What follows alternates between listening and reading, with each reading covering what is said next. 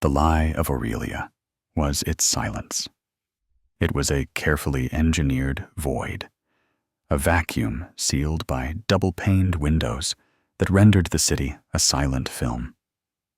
The silence was woven from the thick pile of $1,000 Isfahan rug that swallowed the sound of footfalls, the hushed glide of polished Italian loafers on marble, and the reverent, calculated distance kept between tables. Each table was an island of immense, almost obscene wealth, adrift in a sea of manufactured tranquility. For Alani, however, this curated peace was a constant, screaming pressure in her ears, the deafening sound of a world she meticulously served, but could never, ever belong to. She moved through this fabricated serenity like a phantom, her presence defined only by her function, to appear with a bottle of water, to articulate the nuances of the pan-seared foie gras, to vanish before her shadow could linger too long on the pristine white linen. Her shoes, the black, non-slip monstrosities mandated by management, were a size too small and a universe away from the Louboutins and Ferragamos that graced the dining room floor. They were supposed to be silent, and they were. They were a part of the lie. Alani was 26, but a profound exhaustion had etched itself around her eyes, a delicate webbing of fine lines that made her feel ancient. This sentiment was deepened by the perpetual, dull ache in her lower back and the phantom weight of her mother's locket resting against her sternum. It was a cool, constant pressure, a silver reminder of a life lived with quiet dignity and lost with brutal suddenness. Her life was a jarring juxtaposition of sensations. The front of house, the world of the patrons, smelled of truffle oil, vintage Bordeaux, and the subtle, clean, almost metallic scent of money. It was the smell of lives, lived without compromise. The back of house, her true domain, was a chaotic, visceral symphony of searing heat from the 6-burner range, the violent clatter of stainless steel pans, the staccato shouts of orders from the expediter, and the greasy, honest, deeply human smell of hard labor. It was a world ruled with an iron fist in a velvet glove by Mr. Franklin Croft, a man whose smile was as thin and sharp as a filleting knife. Croft was not a loud tyrant. His cruelty was far more insidious, a slow-acting poison. It was delivered in quiet, condescending tones that slid between the ribs and punctured the spirit. He wouldn't shout. He would approach a server, lean in as if sharing a secret, and whisper, "Your posture, Charles. We are not a tavern." He could spot a microscopic smudge on a wine glass from across the room, and the look of profound, paternal disappointment he would bestow upon the offender could make a grown man wither. He cultivated an atmosphere not of teamwork, but of perpetual, low-grade fear. Everyone was a potential weak link in his pristine, profitable machine. Alani had long ago perfected the art of navigating his moods, of becoming so ruthlessly efficient and unobtrusive that she barely registered as a person to him. She was simply a pair of hands, a reliable cog. Her life outside these hallowed, silent walls was a frantic, desperate calculation of rent for her cramped apartment, the ever-fluctuating utility bills, and the embarrassingly low balance on her grocery card. The tips she earned, pooled, and then distributed through the opaque and deeply suspicious filter of Croft's mathematics, where a lifeline stretched taut over a chasm of debt.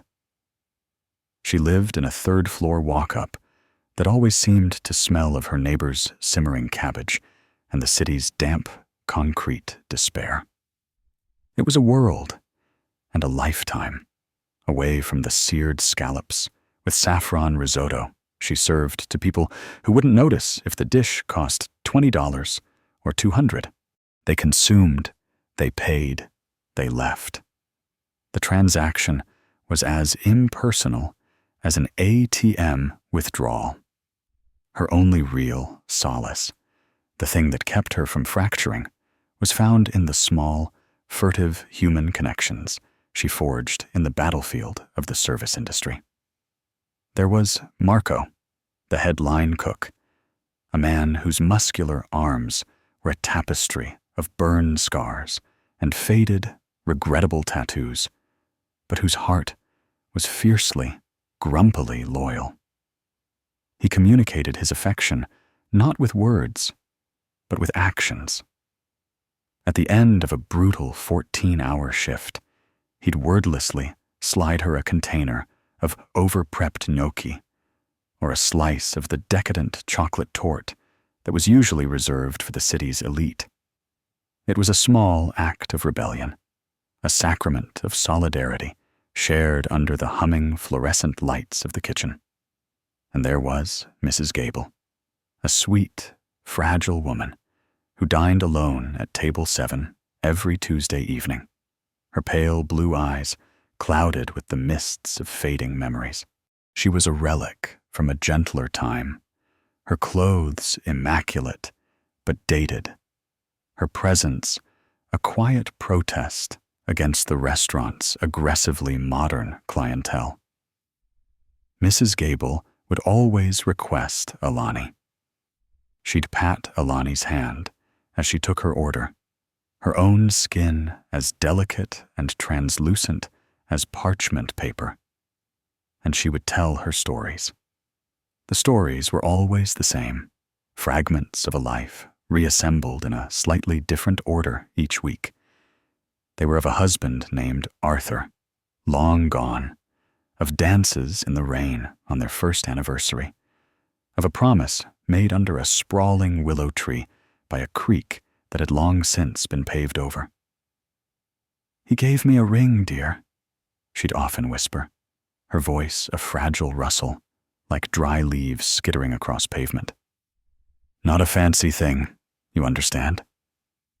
He wasn't a man for fancy things. Silver, with a simple stone he pulled from the river where we first met. It wasn't about the value of the object, you see. It was about the weight of the promise it represented Alani would listen, her heart aching with a tenderness she couldn't afford to show anywhere else in this building. She'd make sure Mrs. Gable's tea was steeped to the perfect amber hue, that her soul Millionaire was deboned with surgical precision at the table. She would offer a genuine smile, a smile that felt like stretching a long, unused muscle. These brief, gentle moments were her oxygen in the suffocating, rarefied vacuum of Aurelia. One crisp October evening, the atmosphere in the restaurant was even more charged than usual. The silence was heavier, not peaceful, but taut, laced with an electric, anxious tension. Mr. Croft moved through the dining room, not with his usual predatory grace, but with a stiff, nervous energy that radiated from him in waves. He realigned a fork that was already perfectly aligned, his lips a bloodless, white line of stress.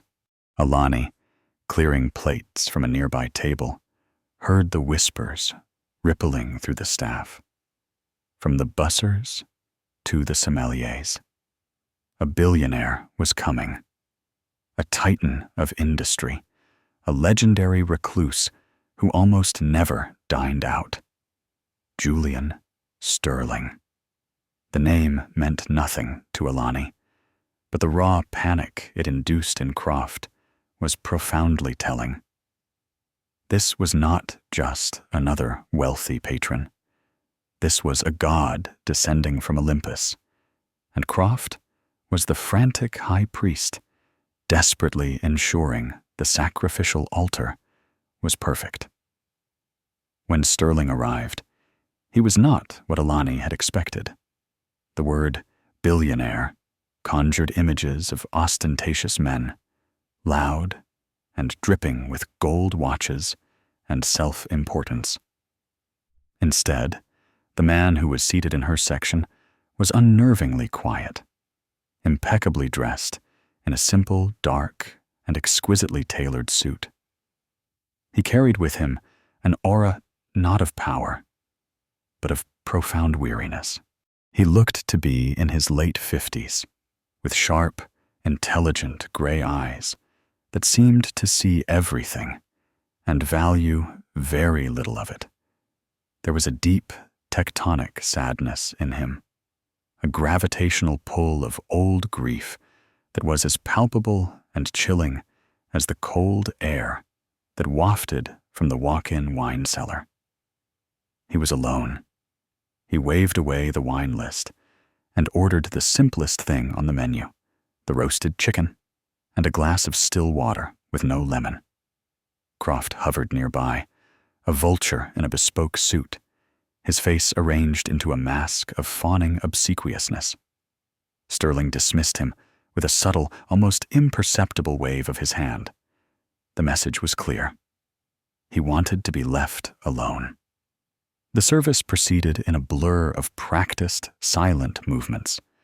Alani operated on pure muscle memory, her mind a frantic checklist of tasks.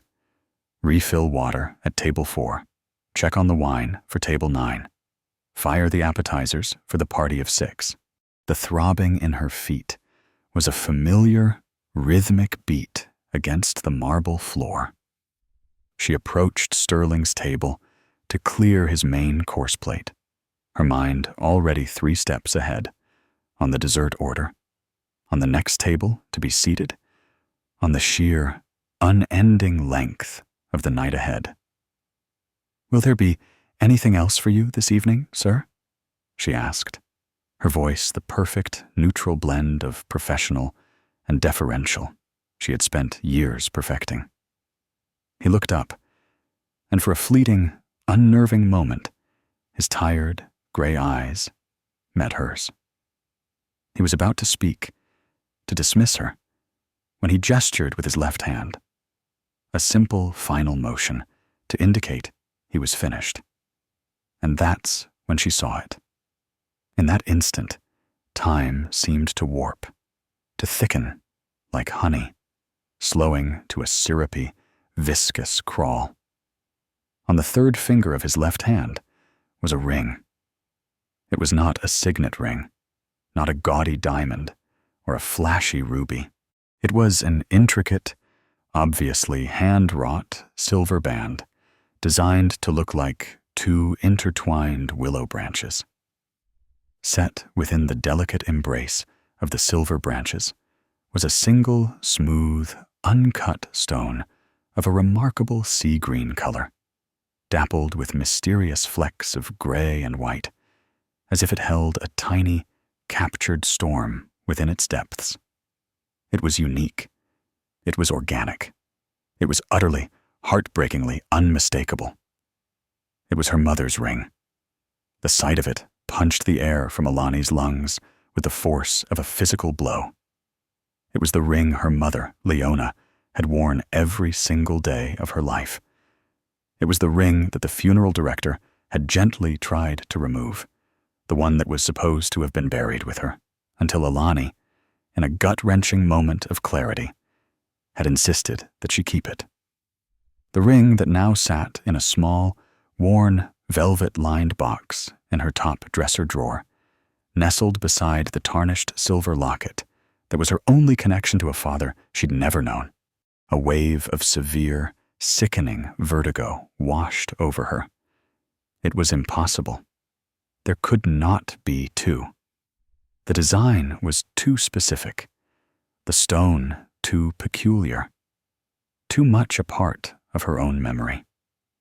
The words tumbled out of her mouth before the conscious, rational part of her brain could stop them. They were a reflexive, involuntary whisper, a sound that seemed to tear a hole in the sacred, suffocating silence of Aurelia. "Sir," she breathed, her voice trembling with a shock that was tectonic in its intensity. "My mom has the same ring." The change that overcame Julian Sterling was instantaneous, violent, and utterly terrifying. It wasn't a gradual paling or a slow, dawning recognition. It was as if her 5 simple words were a key, a specific, pre-cut key that turned a long, rusted lock deep inside him, unleashing a silent, screaming torrent of unseen demons. The blood drained from his face with breathtaking speed, leaving behind a waxy, ghostly pallor. His eyes, which had been merely tired and melancholic, widened in sheer, abject horror, the pupils dilating to black pools of terror. A terrible, strangled gasp escaped his lips, a sound of a soul being ripped from its moorings. His hand, the one that bore the ring, flew to his chest, his fingers clutching at the fine fabric of his suit, as if trying to hold his own heart in place, to stop it from exploding. His gaze was fixed on her face, but his eyes were not seeing her. They were looking through her, at a specter from a long-buried past that her words had just resurrected. He tried to speak, to form a word, but only a choked, wet syllable emerged, thick with a terror she could not comprehend. He pushed his chair back from the table with a convulsive, desperate strength. The heavy, polished wood screeched against the marble floor, a sound of pure, grating violation in the hallowed hall of silence. He staggered to his feet, his billion-dollar empire, his carefully constructed world of emotional detachment, his very life seeming to dissolve into smoke around him. Then, with a final, shuddering sigh that seemed to carry the weight of 30 lost years, his eyes rolled back in his head. His body went limp, a marionette with its strings suddenly and irrevocably cut. Seconds after her words had pierced the air, the billionaire collapsed, crashing to the floor with a heavy, sickening thud that finally, irrevocably, shattered the beautiful, expensive lie of Aurelia's silence. For a single, suspended heartbeat, the entire dining room was frozen in a tableau of disbelief. Then, a woman at a nearby table let out a piercing scream, and the spell was broken. Chaos erupted. Diners stood up, craning their necks. Servers rushed forward, then stopped, a flock of startled penguins, utterly unsure of what to do. At the epicenter of this maelstrom stood Alani, frozen in place, her hand still slightly outstretched, as if to clear a plate that was no longer there. Her mind was a roaring blank slate of shock and terror. The image of the ring seared onto her consciousness like a brand. Mr. Croft was the first to regain a semblance of control, though his was a control born of pure, unadulterated panic. "Somebody call 911, he hissed, his voice a venomous, sibilant whisper. He shoved a terrified busboy towards the phone. His eyes, however, were not on the crumpled, multi-billion-dollar form on his pristine floor. They were locked on Alani. The look he gave her was not one of concern for a patron or even for his employee. It was a look of pure, murderous rage. He saw not a medical emergency, but a public relations catastrophe of apocalyptic proportions. And in Alani, he had found his scapegoat. "What did you do?" He snarled at her, his voice low and menacing. A snake's hiss in the growing din as the first of the restaurant's medically trained staff rushed to Sterling's side. I just said," Alani stammered, her own voice barely audible over the frantic hammering of her heart. "Get out," Croft commanded, his face a grotesque mask of fury. "You're suspended. Get your things and get out of my restaurant, now." He didn't wait for a response. He turned his attention to the unfolding crisis, his public face of deep concern sliding perfectly, sickeningly into place as he began directing the staff to form a screen around the fallen billionaire. Alani, invisible once more, stumbled towards the back of the house, the cacophony of the dining room fading behind her. In the cramped, dingy locker room, her hands trembled so violently she could barely unbutton her uniform. She had been fired, expelled, not for spilling a drink or breaking a plate, but for speaking 5 simple, true words. Why? What unholy power did that ring hold that it could fell a billionaire and enrage a tyrant in the same instant? The journey home was a suffocating blur. The rattling bus, the rain-slicked streets reflecting the neon city lights, the familiar smell of her apartment building's damp hallway. It all felt alien, as if she were watching a movie of someone else's miserable life. Inside her small apartment, she moved on pure, numb autopilot. She kicked off her painful shoes and went straight to her dresser. Her fingers, still trembling, fumbled with the tiny, finicky latch of the small, worn velvet box. She lifted the lid. There it was, an intricate, hand-wrought silver band of intertwined willow branches, a smooth, uncut sea-green stone dappled with its own tiny, private storm. It was identical. It was a perfect, impossible twin.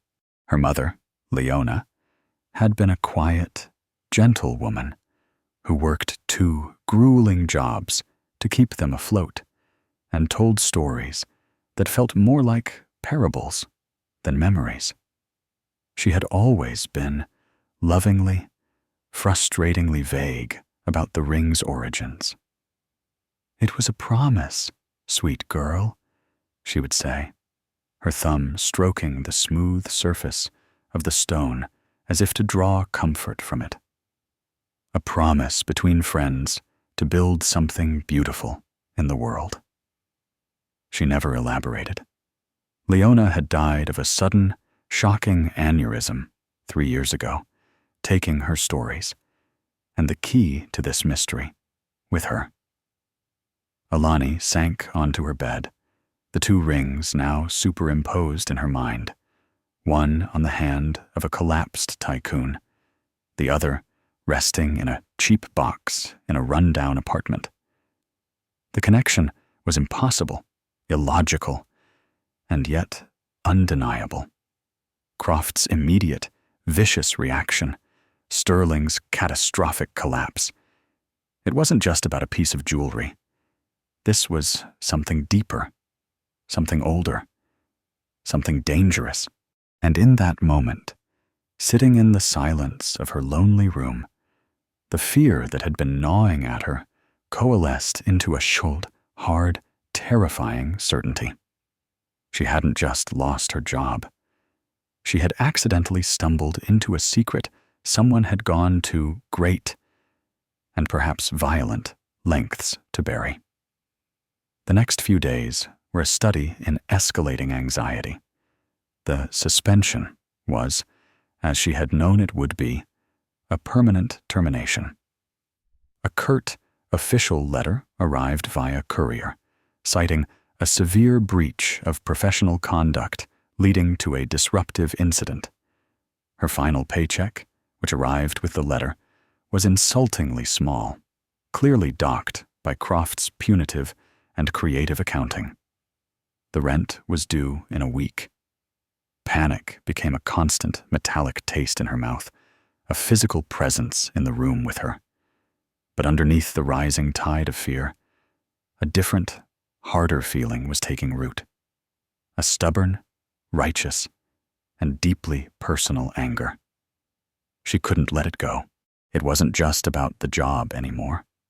It was about the ring. It was about her mother. She needed to understand. Her investigation began not with a grand, cinematic plan, but with a single, desperate Google search on her aging laptop. Julian Sterling. The results were a digital tidal wave. He was a titan of tech and finance, a ruthless investor known in the circles he traveled as the Velvet Vulture for his quiet, devastatingly effective corporate takeovers. He was intensely, pathologically private. There were few photos of him, and those that existed were paparazzi shots from a distance, showing a man always in motion, always shielded by a phalanx of grim-faced security. But Alani wasn't interested in his net worth or his business strategies. She dug deeper, past the fawning profiles in financial journals and the dry SEC filings. She scrolled through pages and pages of search results, going back years, then decades. She used the public library's powerful database subscriptions, spending hours staring into the glowing screen, her eyes burning from the strain. She searched for his name, linked with any conceivable term: charities, accidents, old business partners, philanthropic ventures. For 2 full days, she found nothing but a wall of corporate success and impenetrable privacy. Then, on a whim, she adjusted her search. She added the name of the small, forgettable Pennsylvania town they'd lived in before moving to the city when she was a child. And there it was. A small, digitized article from a local newspaper, dated almost 30 years ago. The headline was simple, tragic. Community garden project ends in tragedy.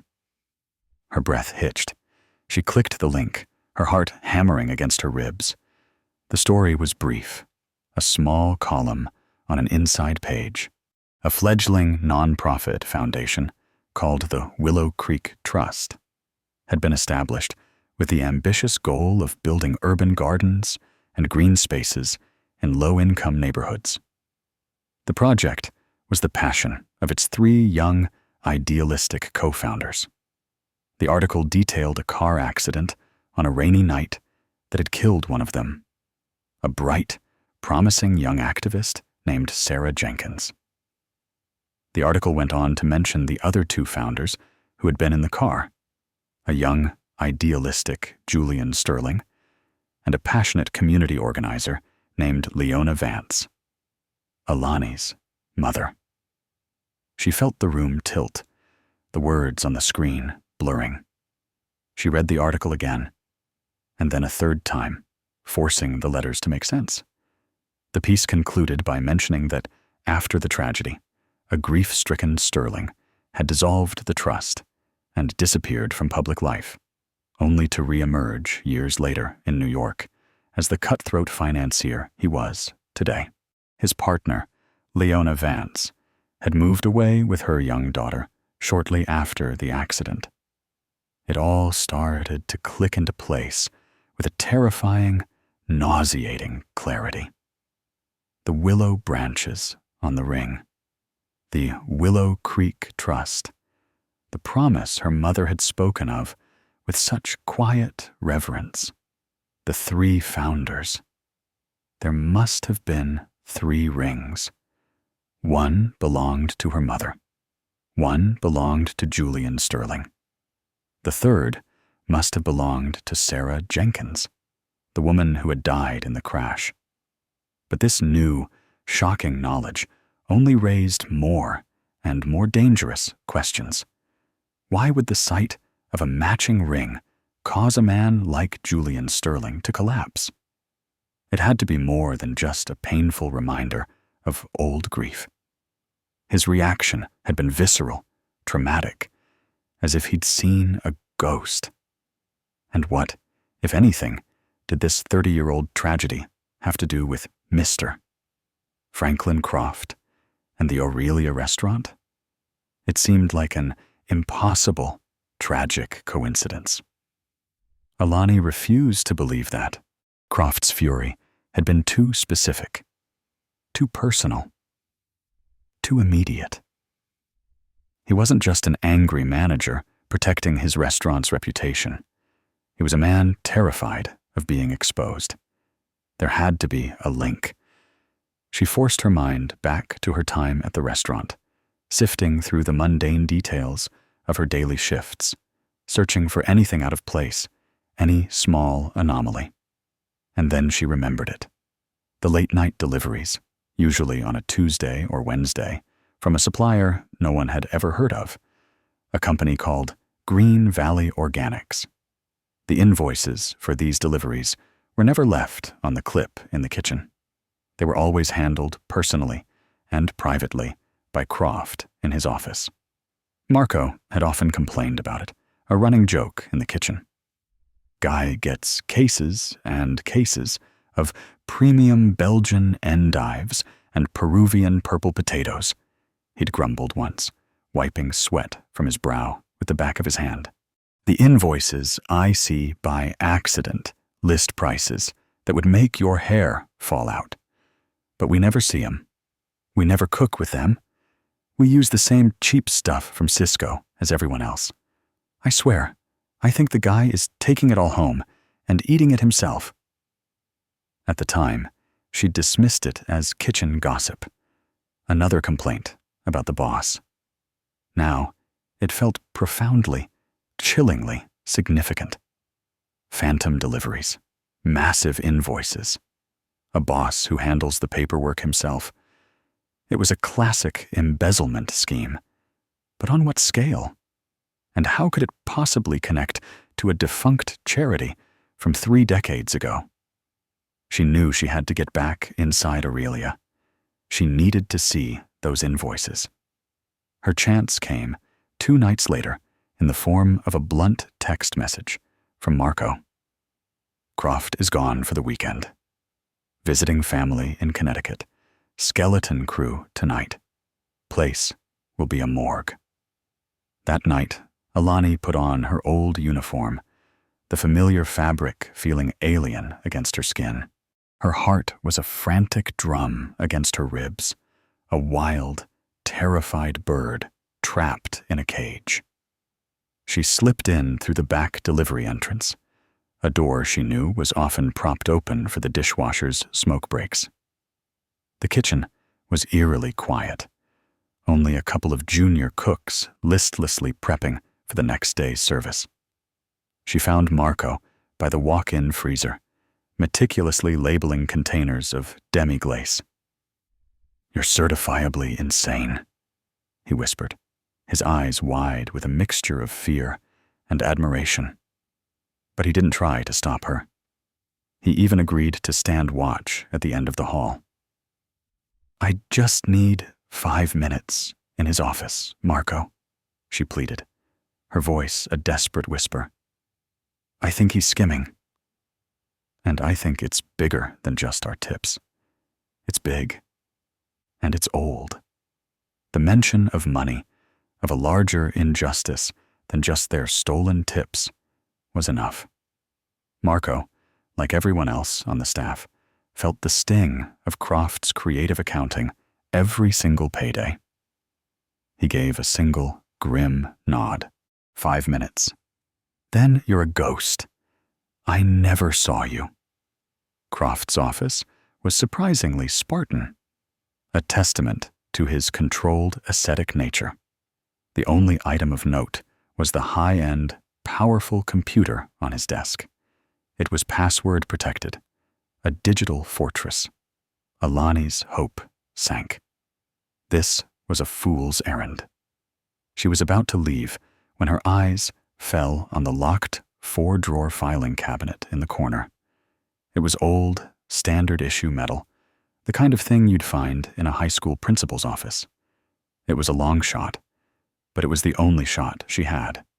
She pulled the silver locket from under her shirt. It was the one thing of her father's she owned.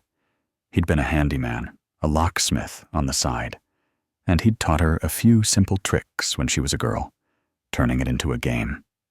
She took a bobby pin from her hair, bending the end into a hook. She used the thin but sturdy edge of the locket to apply tension to the lock mechanism. She worked the pin into the lock, her hands slick with sweat.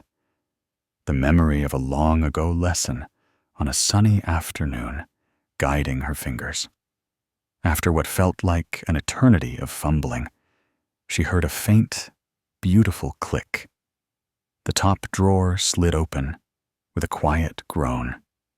It was filled to bursting with invoices, dozens upon dozens of them, all neatly filed by month, and all from Green Valley Organics. Just as Marco had said, they were for absurdly expensive, exotic ingredients. Saffron by the ounce, white truffles by the pound, rare Japanese matsutake mushrooms.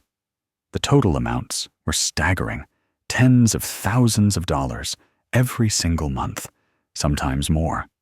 But stapled to the back of one of the most recent invoices was something else. A bank deposit slip. Not for Green Valley Organics, but for a numbered holding company based in Delaware. And at the bottom of the slip, in the memo line, was a notation written in Croft's neat, precise, almost microscopic hand. WCT disbursement. WCT. Willow Creek Trust. A chill so profound, it felt like a shard of ice crawling up her spine, spread through Alani's body. The trust was supposed to be dissolved, defunct for 30 years. But Croft was still pulling money from it, funneling it through the restaurant's books as phantom food orders, laundering the stolen funds into a clean, legitimate-looking business expense. He wasn't just a crooked manager skimming tips. He was a high-level embezzler, and had been for years. He was draining the ghost of her mother's dream, turning its beautiful purpose into his personal slush fund. Suddenly, a piece of the puzzle she hadn't even known was missing slammed into place. She remembered a small detail from the old newspaper article. The trust had been funded by an initial anonymous donation, a significant sum meant to sustain it for decades of community work. After the accident, with Sterling gone, Sarah dead, and her mother having fled in grief, the funds would have just sat there, dormant. An orphaned bank account holding millions of dollars, forgotten by everyone except, perhaps, a low-level employee who knew the account numbers and saw the opportunity of a lifetime. She needed to know who Franklin Croft was before he became the manager of Aurelia. Back at the library the next day, her fingers flew across the keyboard, a new sense of urgency propelling her.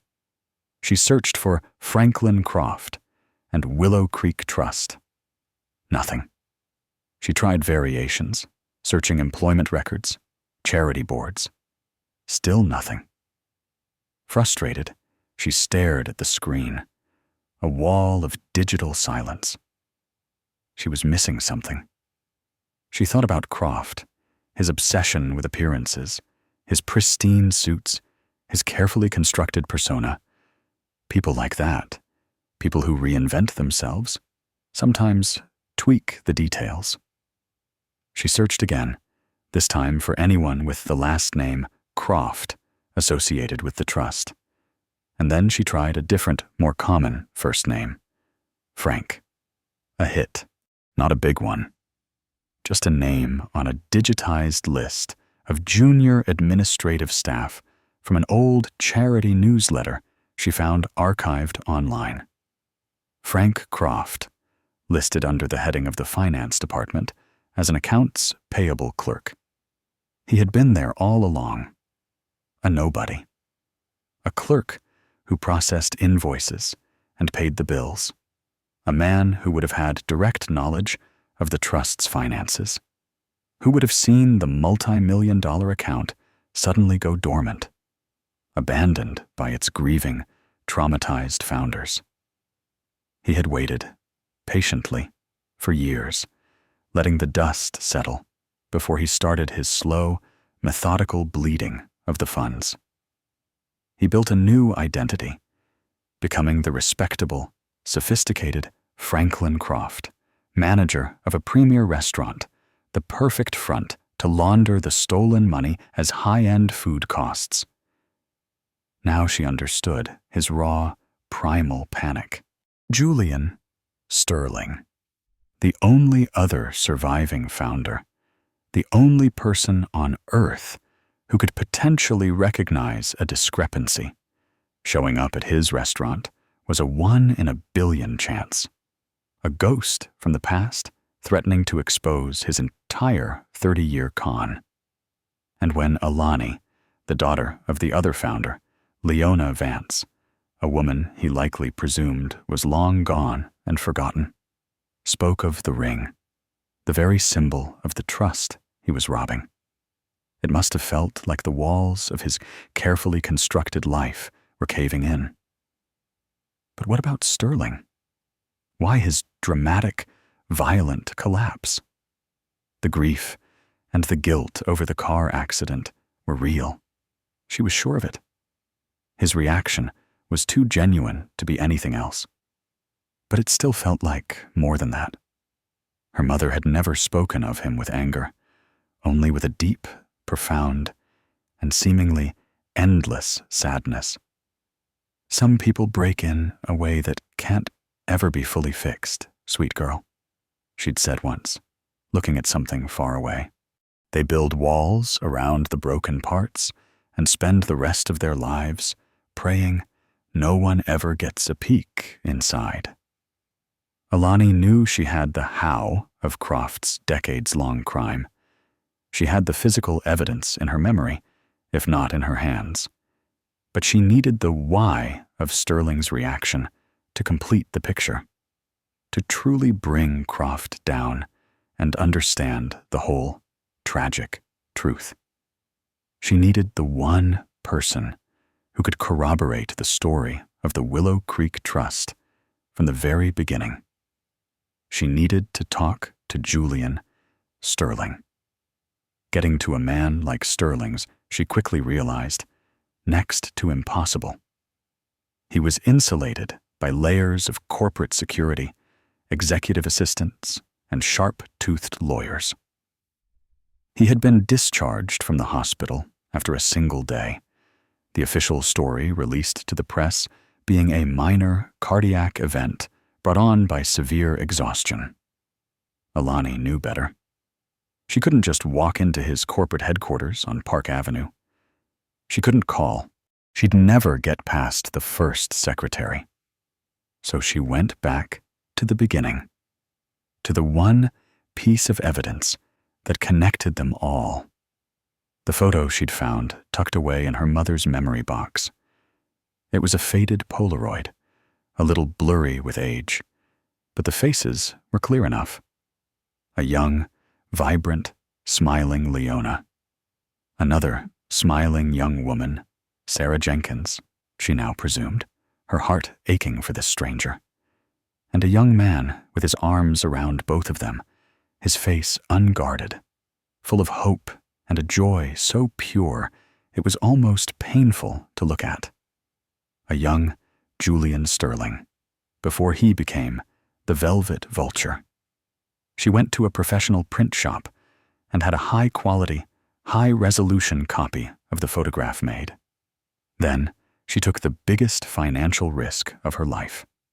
She used the last of her savings, the meager funds she had been hoarding for next month's rent, to buy a small, elegant floral arrangement from the most expensive florist in the city. Tucked inside the bouquet of white lilies, in a sealed, cream-colored envelope, she placed the copy of the photo. On the back, in her neatest, clearest handwriting, she wrote 7 words. "I have the 3rd ring." Leona's daughter.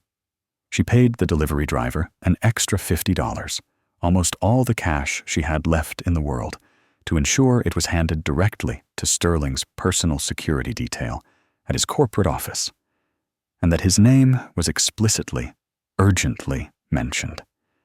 It was a Hail Mary pass, a desperate, final gamble. For 2 days, there was only silence. The eviction notice she had been dreading was posted on her apartment door.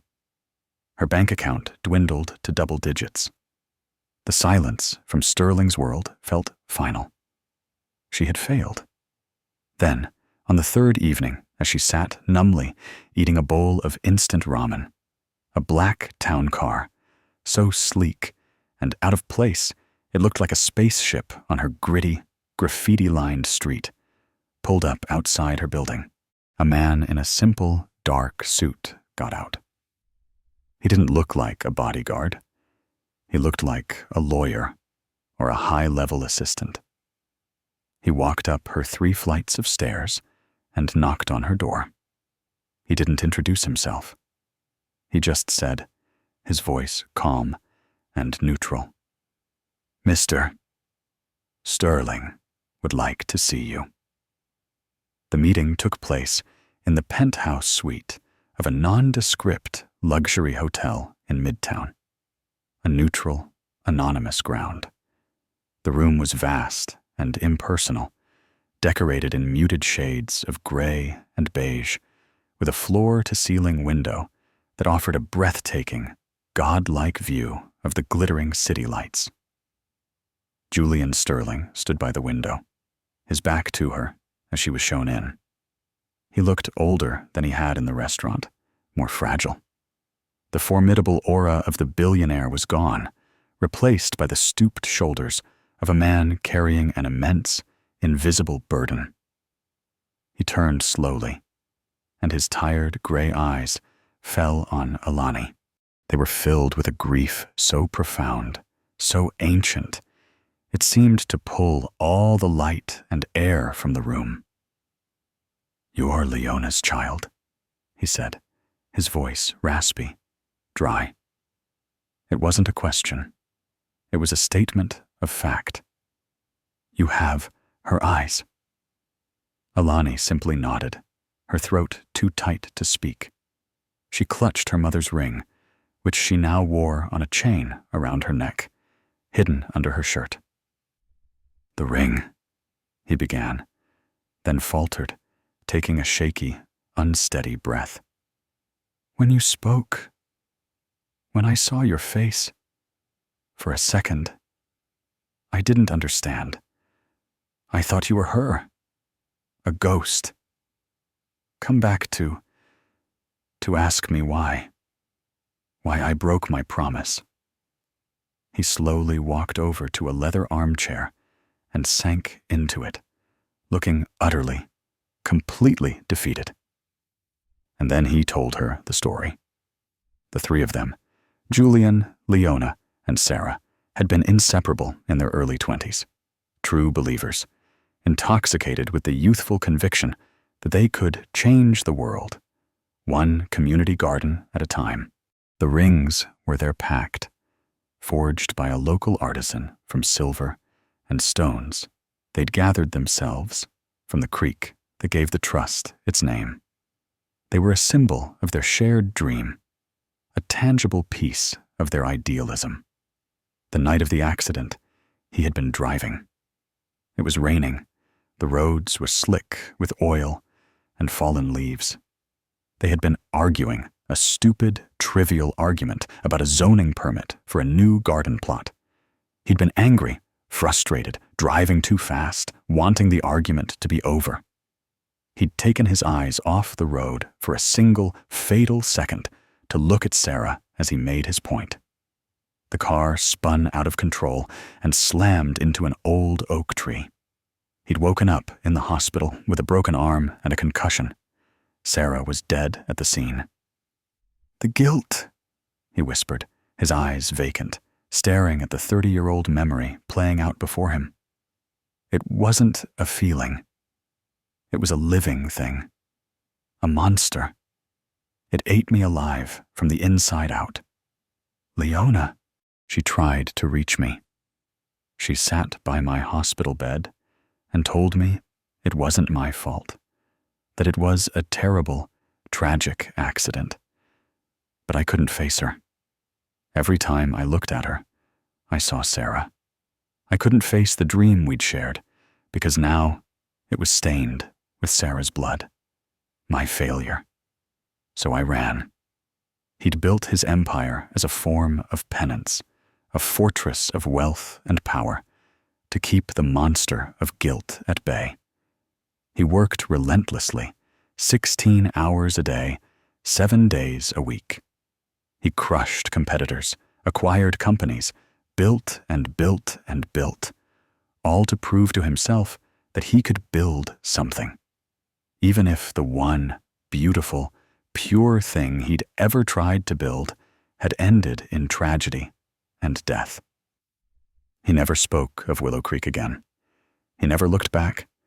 The ring was his secret hair shirt, a constant, physical reminder of his greatest failure, a failure he wore every single day. "When you spoke to me in that restaurant," he said, his voice finally cracking, "it was like the last 30 years vanished. I was back in that car, in the rain, with the sound of the crash ringing in my ears. Your voice, so much like hers, your mother's ring. It shattered the walls I'd spent my entire life building. The doctors called it a panic attack, a vasovagal syncope brought on by a severe psychological shock. I call it judgment." Alani listened in silence, the anger she had felt towards him for abandoning her mother, warring with a deep, unexpected wave of empathy. He wasn't a monster.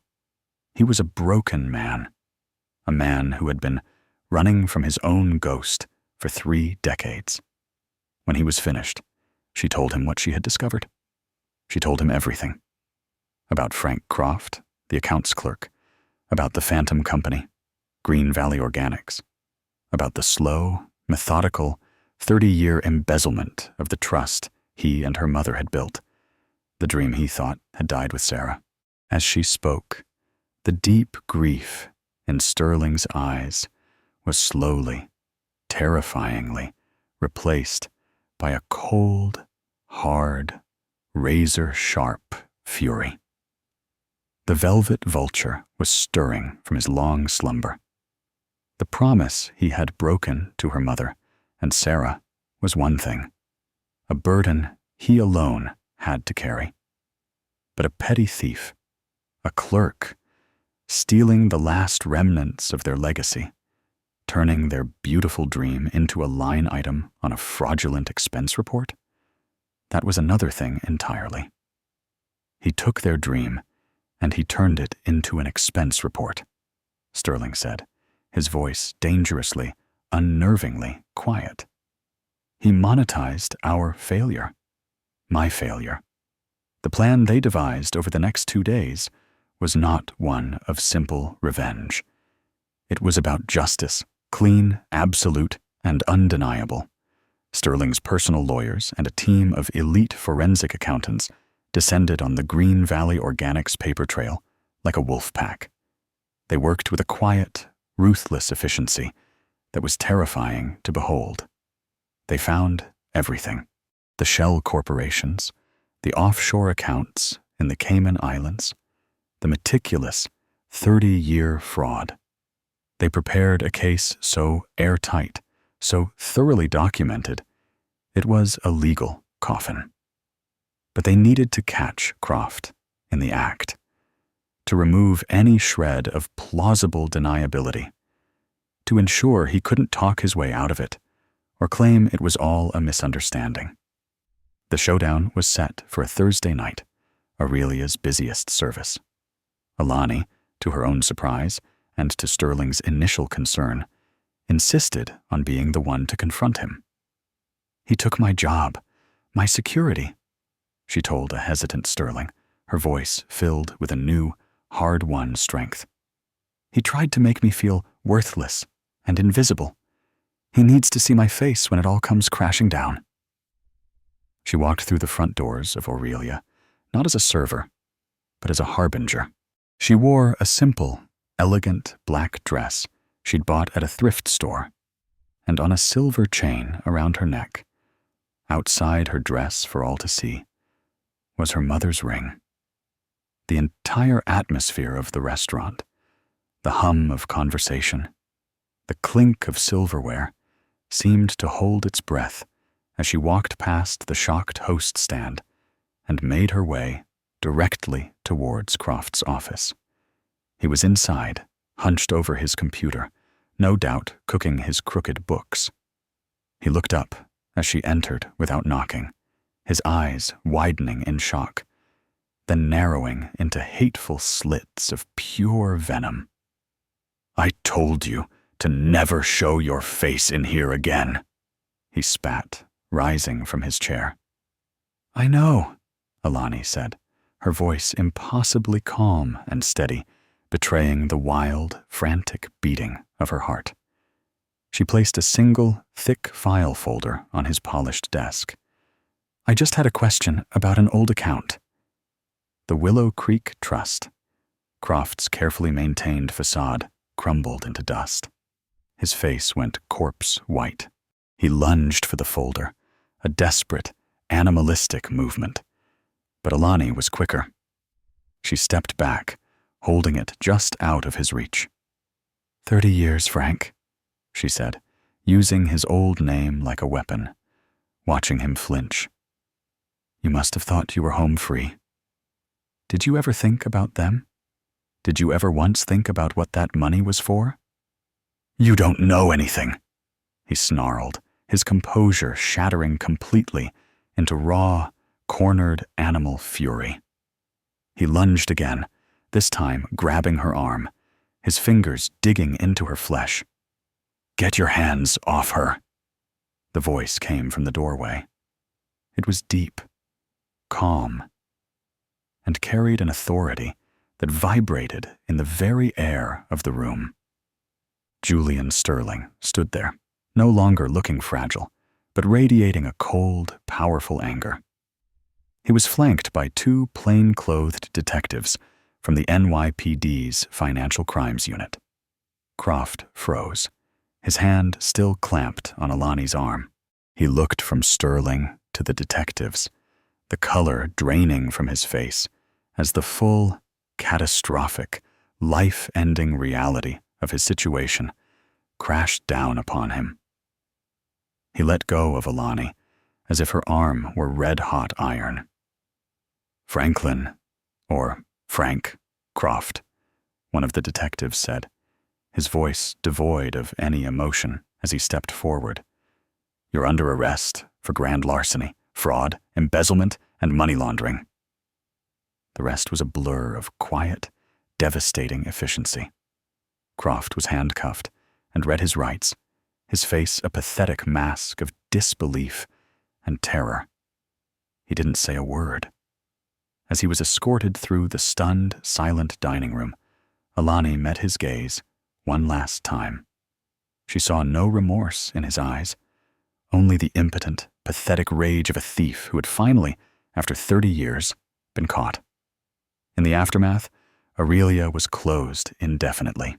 The story that broke in the financial pages was a carefully managed one, a tale of a long-term, complex fraud uncovered by the restaurant's new, anonymous owner, Mr. Sterling. The name of the Willow Creek Trust was kept out of the papers, a final act of respect for the dead and the innocent. A month later, Julian Sterling asked to meet Alani again, this time at the shuttered restaurant.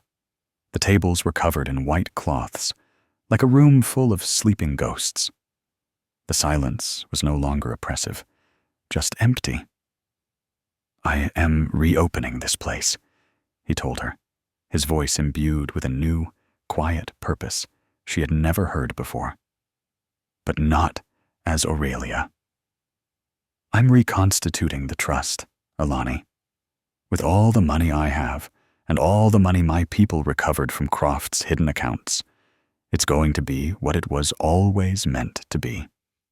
The new establishment was to be called The Willow. The front of house would be a world-class restaurant serving exquisite food. But its profits, and the bulk of the trust's massive endowment, would fund the back of house, a non-profit, tuition-free culinary school and job placement program for at-risk youth and formerly incarcerated individuals, giving them a chance to build something beautiful of their own. "A restaurant built on a promise," Alani said softly, the words catching in her throat as she fully grasped the beautiful, poetic justice of it all. "Every promise needs a keeper," Sterling replied, his gaze direct and sincere, holding hers. "I want you to run it. Not just the restaurant, the entire program. It's your mother's legacy. It's your legacy, Alani, if you want it."